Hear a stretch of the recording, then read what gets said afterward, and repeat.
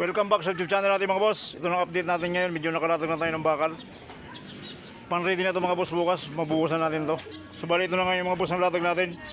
Tingnan nyo naman ang latag. Simple lang pero tingnan nyo naman. Bakal pa lang.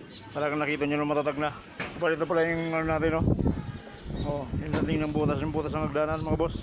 Yan oh. Oh, yan mga boss ang banat natin ngayon. Bali okay na yung boss. Electrical lang to bukas. Saglit na lang to. Electrical na lang bukas. Ito na boss yung ano. Itong gilid na to. Medyo okay na rin yan mga boss. Pati ito. Puro mga nahok yan. Saka yan. Sinipingan na rin natin. Para saktong di mag-leak sa ilalim. Saka ito mga boss. Medyo ano pa naman yung ano ito. Palitada. Medyo kain pa siya. Pero iba pa rin yung may kapit ng konti. Para kahit mag-crack siya. At least may kain pa rin sa loob. So bali mga boss ang mga seating natin ngayon mga boss.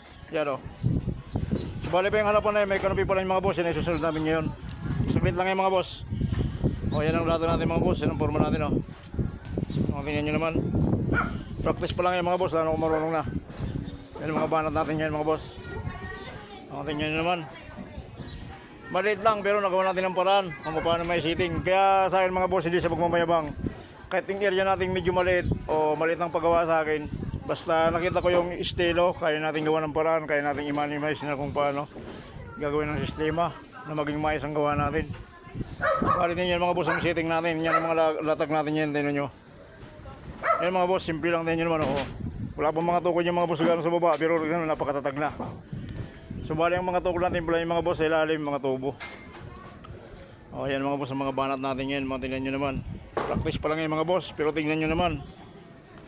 Malapit sa katotohanan. Saka basta para sa atin mga boss. Hindi ko pinagmamalaga yung pinagagawa ko.